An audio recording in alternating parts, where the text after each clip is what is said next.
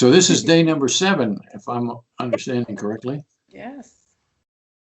And we're a little late. We're a little late contacting you because of computer update issues and.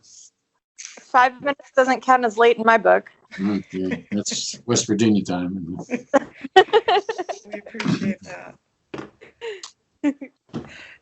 So let's see. So the first one I had this morning was I was talking to myself, but not really. Like it was inner speech, and I said the word "find" inside my head, and it was like I was in the middle. I was in the beginning of a sentence. Find the whole sentence would have been like find the soda stream top, and I was trying to remember what I was going to write down on a Post-it note. So you broke up a little bit the sentence was going to be find what? The sentence was going to be find the soda stream top. And I was talking to myself in my head. And it wasn't really a voice, but it was definitely me. And I was trying to decide I was trying to remember what to write down on a Post-it note. So I guess I have a couple of questions. One is, when you say you were at the word find, were you just thinking, saying whatever the word find, or were you going to say the whole sentence and the beep just happened to get you in find? Yeah, the beep, I felt like I was going to say the whole sentence, and the beep got me at the find. So this was not the utterance of one word. This was the utterance of a beginning of a sentence. Yes, yeah. Okay. And then this was spoken. Excuse me. Sorry. This was spoken, but not in a voice. Yeah. And what exactly does that mean? Like I knew I was thinking it. I knew I was saying it to myself, but I had no sense of hearing anything. And it didn't none of the qualities of my own voice. And did it have the production qualities of your own voice? That is, I feel like I'm producing it the same way as I'm producing my outer voice, because it's possible. It's possible to be somehow creating words that are not spoken. Yeah, it definitely felt like I was creating words that weren't spoken. There was no voice attached to it, but it was coming from me.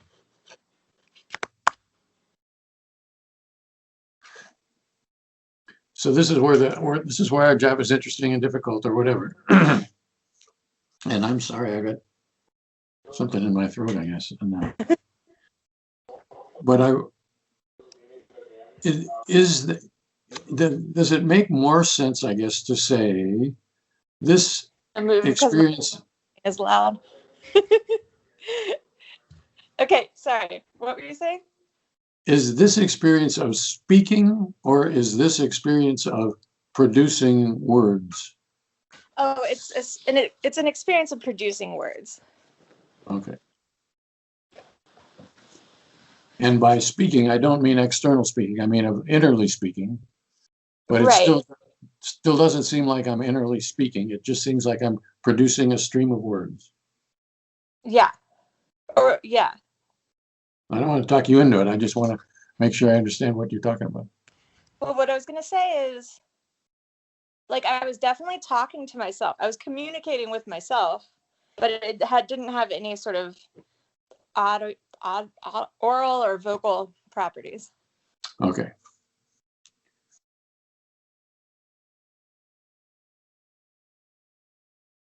Okay.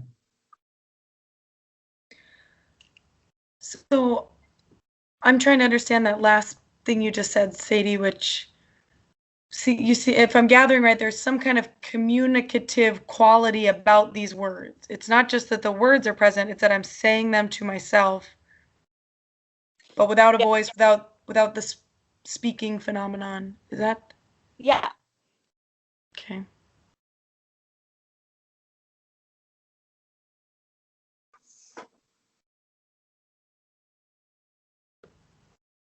And now I can't read my own reading. The words are find the soda stream.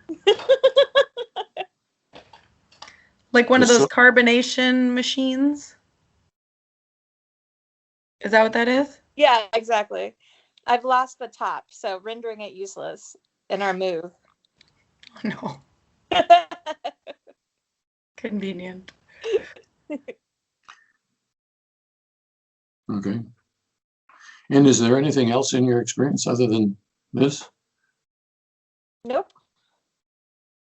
And should I understand this, excuse me, as something like a command to myself or an instruction to myself? Yeah, Say, though it wasn't an instruction, like I wasn't going to find the soda stream right then. I was thinking of what I needed to write down on a post-it note for later. uh-huh. Okay.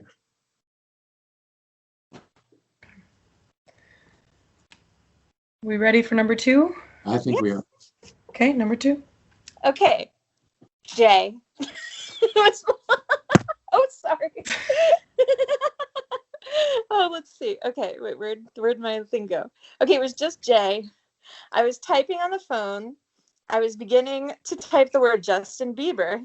My finger was already on the phone. And I might have been typing the J at that moment that I was thinking the J, but I'm not sure. But I was definitely thinking J. And you sound pretty confident that this is just J, Yeah, just J. as opposed to, I guess, same distinction as the last beep and really many of your beeps, which is this just J, which is eventually going to be Justin Bieber, or is this Justin Bieber and it gets interrupted at J? I can't quite tell the difference, but the first one sounded right. So my Like experience is of J. yeah, it was just of the J. I was in the moment with the J. So in the last beep, just to kind of doubly be sure Yeah. about this, in the last beep, present to you was find, the word find. Yeah. But the experience was of really, I'm saying the whole thing, it just catches me at find. Mm. Well, I know what I was going to do after the beep, but I was just trying to tell you what happened right before the beep. So it just caught me in time. Well, and it is tricky, right? Because you do know what you were going to type. And then the question becomes, well, was that in experience or was just the letter in my experience? Right. Well, I don't think that it was in my experience. I pulled it up from my non-conscious mind when I went to record the item. Okay. And how is J present to you? Right. I think it's like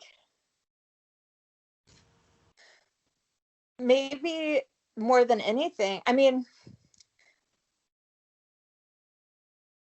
I don't really know. It wasn't spoken in my head. Maybe it was like the same as the first one where it was inner speech but not heard, but it wasn't as clear. Okay. So it wasn't spoken. Does it have any auditory qualities? Is there any sound or pitch or anything like that? No. No. But it's worded but not spoken or heard. Yeah. And can I ask, is it J or is it J? It's J. Because I'm spelling it on my phone, I suspect. Okay. Okay. And you said it's not very clear? It wasn't like as clear. Like it was not as present in my experience. Like find, like for the first one, find like was 100% of my conscious experience. But with the second one, the J was probably more like maybe 50%, and the other half was just like nothing in particular. Okay.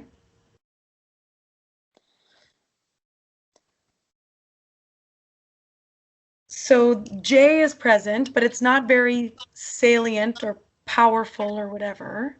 Yeah. And it's not, I mean, I'm it's my J, but I'm not speaking it. I'm not hearing it. It doesn't have any auditory qualities, but it's definitely there. Uh-huh. And it is, in fact, what I am typing. Is the typing at all part of this experience? I didn't write down anything about the typing or the feel. Oh, I did. I wrote down my finger was already on the phone, and it might have been simultaneous, but it was not in my consciousness. Okay. So does that mean like after the beep went off, I realized my finger's on the phone, but before the beep, I'm not feeling the phone or experiencing the act of typing? Yeah. It's funny. I can't remember why I was typing Justin Bieber. I was just going to ask that if this was like a text message or like a Google search or. No, I think it was a journal entry. Even better. Okay. But that is apparently not part of the experience. No. The purpose of this typing or whatever. Okay. Well, can we say anything more about the other 50% that is nothing? Is there anything more to say about that? Yeah, I don't know what else to say. Okay. Is there another 50% that's nothing, or is it just that this doesn't seem to be occupying my normal? No, there was like this other 50%, and it sort of seemed vaguely like I was thinking about something, but not really. And yeah. Okay. Okay. Then I'm good. Me too. Number 3. Okay. I was looking through binoculars at a faraway bird, and I was looking at the bird's streaky underbelly. And what was present at the moment of the beep was streaks on the belly, and the sense of me searching for a dot on the chest that would indicate that it was a song sparrow.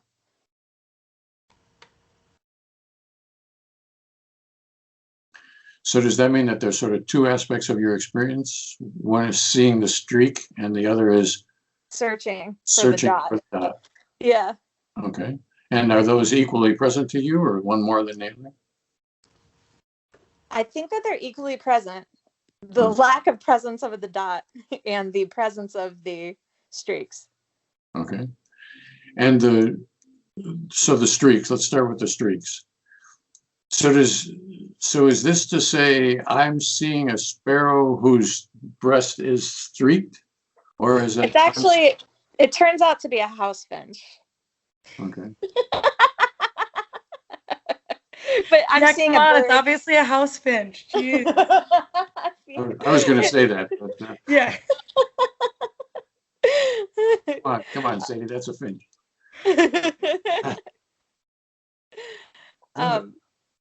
So yes. My question I'm looking at a bird wait, I'm sorry, what was the thing? The question is, are you looking at a bird that is streaked, or are you looking at streaks which happen to be of a bird? I'm not looking at the bird. I'm looking very closely at the streaks. So this is the inspection or the spection, the seeing of streaks. Okay. And I presume these are in color, or are they in color? Yeah, they were brown streaks, but it was very washed out. So the brownness was not a big part of it. And so is your interest, your focus, whatever, on the streakiness of it, as opposed to the brown or the fadedness or whatever of it? Yeah, like they were thin streaks, and they were, sort of close together and broken, almost like dots. And that's what I was focused on. So I'm pretty much into the visual characteristics of the streaks. Yeah. It's not just I happen to be looking over there happens to be a bird over there, and the bird happens to be streaked. It's that I'm sort of inspecting the streaks. I'm looking at the streaks. Yeah. Okay. And then there's the dot. I'm also trying to see whether there's a dot.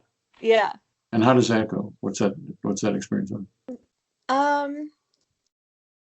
Well, the sparrows like turn sideways to me, and I'm looking for a dot that's like at the center of, I mean, the finch at the center of the chest. And so I just like am looking at, I think that it's just what's present is the absence of the dot. Like I just see the whiteness on the chest and I don't see any hint of a dot.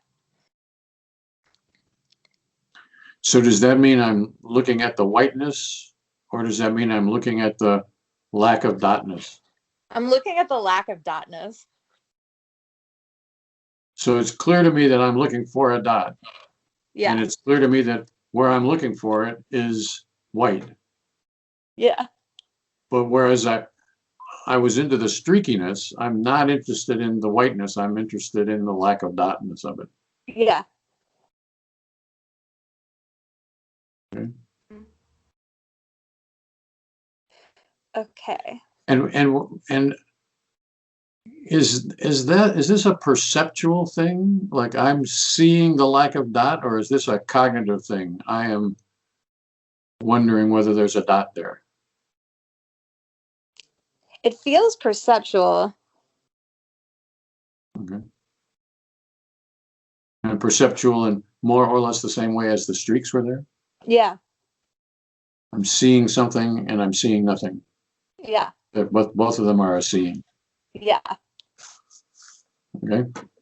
Then I'm good. Me too. Okay. I was looking at a road and I was noticing the curve of the road. And I was also hearing the Peter, Peter, Peter of a titmouse on my left and behind me and high up. The Peter, Peter, Peter of a what? A titmouse? What is a It's like titmouse? A titmouse is a cute little bird. They look very innocent if you Google them. They have like a little crest and they have these big eyes and they're really, and they go Peter, Peter, Peter. Oh, well, I will Google it. I'm learning a lot about birds today. Okay. And just those two things, the road and the bird, the Peter, Peter, Well, Peter. so I wrote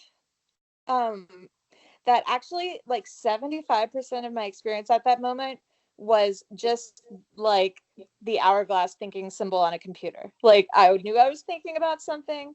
I don't know what it was. I was outside of it as if I was looking at a computer screen at an hourglass. Like I don't know what the computer's doing either. And then I put 20% was the curve of the road and 5% was the titmouse. Okay. So the 75% I'm gathering is not just a lack of interest in the other things. There's a presence of thinking, but it's just so remote and I don't even know what it's about, but I'm engaged in some very vague thinking. Yes. Is thinking even the right word? I don't mean to make it so cognitive, but No, I feel like I know I'm thinking, like, but I can't tell you anything else about it. okay. And that knowing is directly before the footlights of your consciousness. Yes. It's not just like, I know I'm sitting in a chair, but up until right now, I haven't really been paying attention to the chair. It's been doing its thing, and I've been balancing on it, so to speak. Mm-hmm. So it's not like that. I'm directly apprehending myself as inchoately thinking. Yes. Good. And then 20%, I'm noticing the curve of the road. Yeah. And is anything more to say about that? Like you've been pretty clear that this is about the curve. Yeah. As opposed to about the road, which happens to curve. Is that right? Yeah. And visual, I'm gathering. Yes. So is this essentially the same kind of thing as the streaks on the bird? this is a visual noticing, I'm picking out a characteristic? It's certainly not as focused. Mhm. I think I was just looking ahead of me, and I was looking at the curve of the road. Okay. Would it be just as well to say, I'm looking at the road and it happens to be curving? No, I was definitely like looking at the curve. I was like thinking about the curve, or not thinking about it, but it was just like what I was interested in. Yeah. But just not as focused or prominent as the streaks were in the last one. No. Yeah. Okay. And I'm gathering you're on foot, is that correct? You're not Yeah. driving, so that you're not seeing the curve for what you have to do with your automobile. No, I'm just That's standing just- still looking at the curve. Okay. And then we have the Peter, Peter, Peter sound. Yeah. And how is that in your experience? I mean, I just hear it, and I know that it's like behind me on my left and up.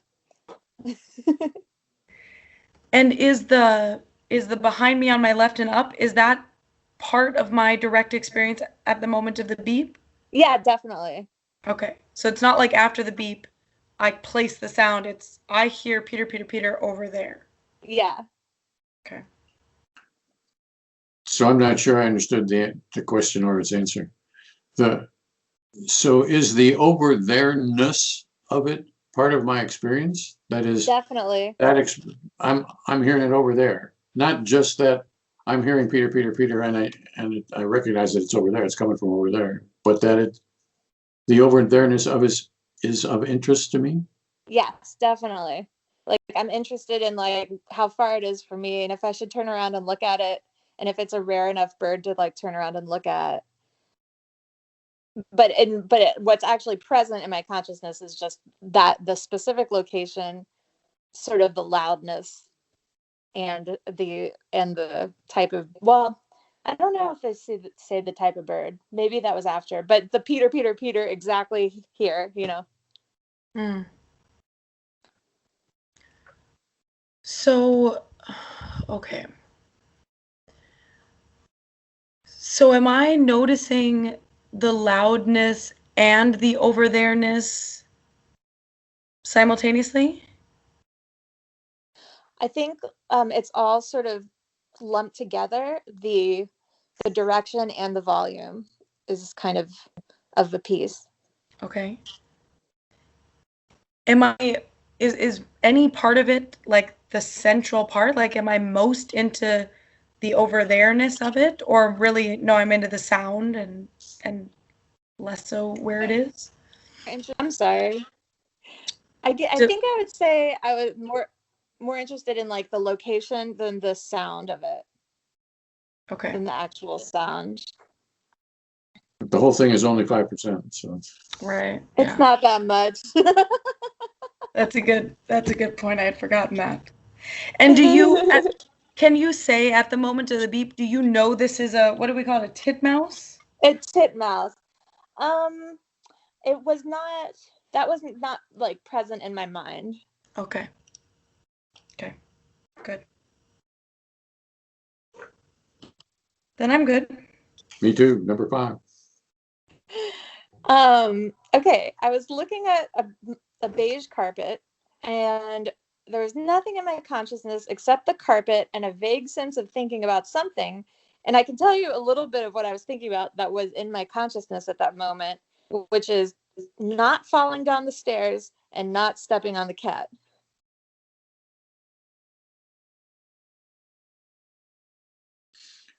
And so when you said there's a vague sense of thinking, is that the thinking that you're talking about? The don't fall down the Yeah. stairs, don't step on the cat? Yeah, and other things like that's just part of the mix, and those two things just happen to like sort of be enough at the surface that they were in my experience. And so is that to say that there's sort of a lot of stuff presumably going on in my thinking, but the part that's present to me are these two aspects: don't fall down the stairs, don't step on the cat?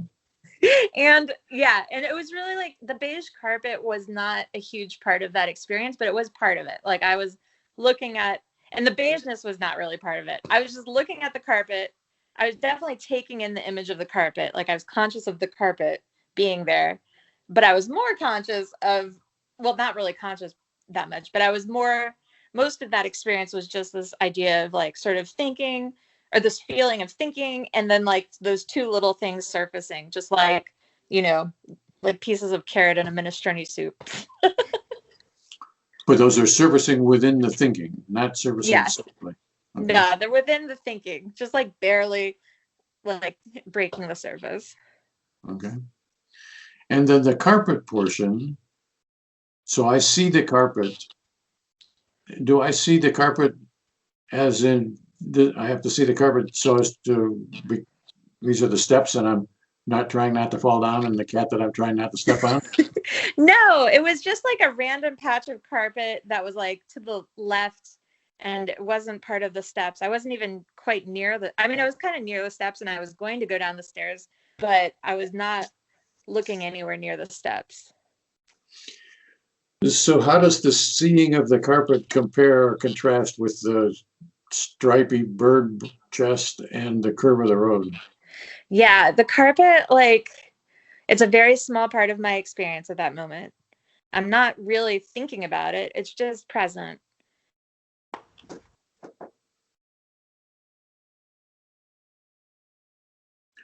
So I understood about the curve of the road that you weren't really thinking about that either. You were just seeing Yeah, the scenery. And I also understood about the streakiness that you weren't really thinking about that either, but you were more actively perceiving it. focused. Yeah. So maybe it might be a little closer to just saying like my eyes were pointed at the carpet, but it was definitely like present. I just didn't care about it. So visually present to me is the carpet, Yeah. but I'm not interested in the nap of it like I was interested in the streak of the bird. Yeah. And I'm not even as interested in it as I was of the curve of the road. I'm not at all interested in the carpet, but I am looking at it, or it's present in my consciousness. And present more in my consciousness or less in my consciousness than this vague sense of thinking. I 50-50. So I'm not at all interested in it, and I'm not taking in any of its details, but I see it pretty much quite a lot. Half of my consciousness is in that. Yeah.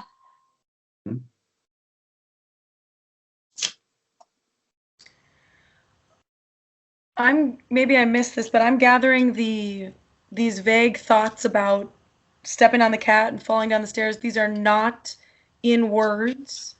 No. And we've been calling them thoughts. Should they be called thoughts or should they be called sort of a part of the skill of going down the steps? I was not going down the steps at that moment. I think I think my brain was just pulling up some important things to worry about. So these are definitely thoughts. This is not part of the skilled motion deal. I got to be careful not to fall. I got to not step on the cat or whatever. This is a sort of a planful thinking. Yeah. Great. Number 6.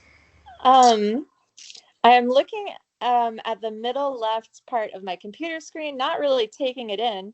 So 99% nothing, except an extremely vague sense of thinking, and 1% the edge of the computer screen, like the two parallel lines that make up the outer and the inner edge before you get to the screen part. Okay. And the 99% is? It's just like, I have no idea what I was thinking, but I had a sense what I was thinking. Would it be fair to say there's really nothing in my experience? I'm just on autopilot. No, I mean, no, I was definitely thinking about something, and I was almost just staring at the lines like a placeholder. Like if you had like happened upon me at that moment, you would have been like, Sadie, you're spacing out. Like I was looking at the lines and that was like in my presence a little bit, but Okay. it was more like I was thinking. Okay. So the 99% is not nothing. It's again just this very vague, inchoate sense of thinking. Yeah. Okay. And then just 1% is I'm looking at it's like the corner of my computer screen, like an L shape or something. No, it's like the two parallel lines that like, I don't know if you, all right, I'll Yeah, I change can my see that. view. Yeah, it's just like the two parallel lines, like this line and that line, right about like here. Okay. And is your experience Of the lineness? of the lineness? Yeah, I'm like, what is that word? I don't think there is one. Yeah, it's definitely it's a fact that it's an edge Mm. is what matters to me a little bit, a very small amount. And The the parallel, fact, yeah, go the ahead. parallelness of the edges. Yeah. Yeah. Okay. Not at all. Not really its computeriness. I'm not really into the computer. I'm interested in these parallel Lines. Okay. And I'd like to go back to the 99% if I may. Yeah. So do you have a clear apprehension that I'm thinking about something, but I just don't know what the heck I'm thinking about? Or is the whole thing inchoate from the top down? Yeah, it's kind of hard to say. Like when I get the beep, you know, like I'm like, oh, I was thinking. But in that moment, I think I would have just felt like a big pause or I keep coming to the word cottony. I don't know why. Like, but it's really not something I experience. It's just something that I know after when I get beeped. Like not all the time. I mean, sometimes I get beeped and I'm like, you know, I'm like, whoa, I wasn't thinking anything. And other times I get beeped and I'm like, I was thinking about stuff. But I still the thinking in both cases is never particularly part of and it's like my experience. Okay.